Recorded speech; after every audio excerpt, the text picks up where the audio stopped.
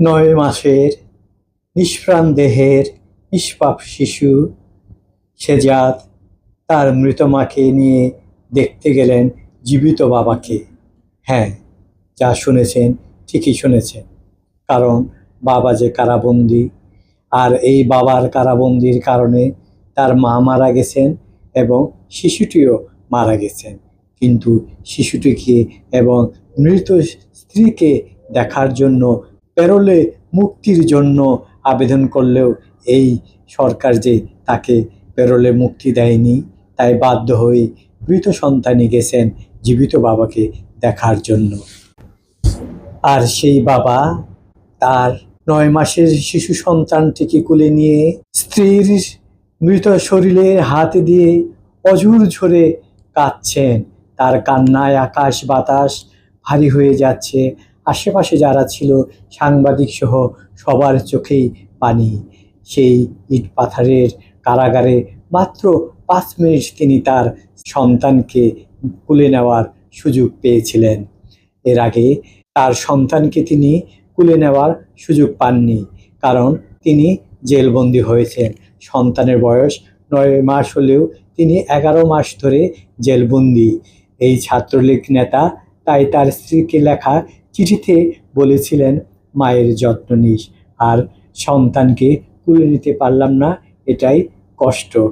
হ্যাঁ, তিনি সন্তানকে কোলে নিতে পেরেছেন, কিন্তু জীবিত সন্তানকে নয়। আর এই ঘটনাটি ঘটেছে যশোর কেন্দ্রীয় কারাগারে। এই ছাত্রলীগ নেতা নাম সাদ্দাম। তিনি ছাত্রলীগ করায় দীর্ঘ ১১ মাস ধরে বিনা কারণে মিথ্যা ভুয়ো মামলা দিয়ে তাকে বন্দি করা হয়েছে। এ কারণে তার স্ত্রীর জানাজায় এবং দাফনের জন্য তিনি প্যারোলে মুক্তির আবেদন করেছিলেন, কিন্তু এই ইউনূস সরকার তাকে প্যারোলে মুক্তি দেয়নি। হে সরকার, হে রাষ্ট্র, তুমি কি মানুষের কান্না, কষ্ট, দুঃখ, যন্ত্রণা, বেদনা শুনতে পাও? হে নোবেল বিজয়ী ইউনূস, আর কত মানুষের চোখের জল ঝরলে শান্তিতে নোবেল বিজয়ী তোমার আত্মা তৃপ্তি হবে এবং তোমার নোবেল বিজয়ের মান রক্ষা পাবে? ছাত্রলীগ সভাপতি সাদ্দাম তার স্ত্রী সুবর্ণার শরীর স্পর্শ করেছেন ঠিকই, কিন্তু সেই সুবর্ণার শরীর আর সুবর্ণ নেই। নিথর, নিস্তব্ধ, পাথরের মতো ঠান্ডা।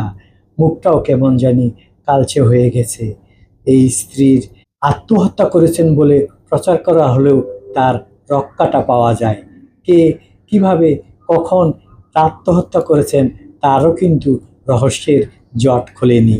ছাত্রলীগ সভাপতি সাদ্দাম, আপনি কাঁদেন, জোরে জোরে কাঁদেন, আত্মচিৎকার করে কাঁদেন, আর অভিশাপ দেন সেই সব মানুষরূপী অমানুষগুলোকে যারা বাংলাদেশটাকে একটা নরকে পরিণত করেছে, যাদের হৃদয়ে নেই কোনো মানবিকতা, যাদের হৃদয়ে শুধুই প্রতিশোধ পরায়ণতা এবং মানুষকে দুঃখ, কষ্ট এবং যন্ত্রণা দেওয়ার মজা।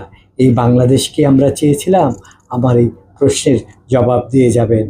আজ আমি প্রায় ১২-১৩ ঘন্টা ধরে এই ভিডিওটি বানানোর চেষ্টা করছি, কিন্তু শিশু শেজাদ এবং সাদ্দামের স্ত্রী সুবর্ণার কথা মনে পড়ে তখনই আমার চোখের জল ঝরে। আমি আর ভিডিও বানাতে পারি না। আমি জানি এভাবে অনেকেরই, যারা আওয়ামী লীগ করেন না, তাদেরও চোখের জল পড়ছে নীরবে নিভৃতে। কোনো মা হয়তো আসলে মুখ লুকিয়ে তার জল লুকানোর চেষ্টা করছেন। হে রাষ্ট্র, তোমার কানে কি এসব চায় না? তুমি কি এসব দেখো না? এর বিচার কিন্তু একদিন হবেই।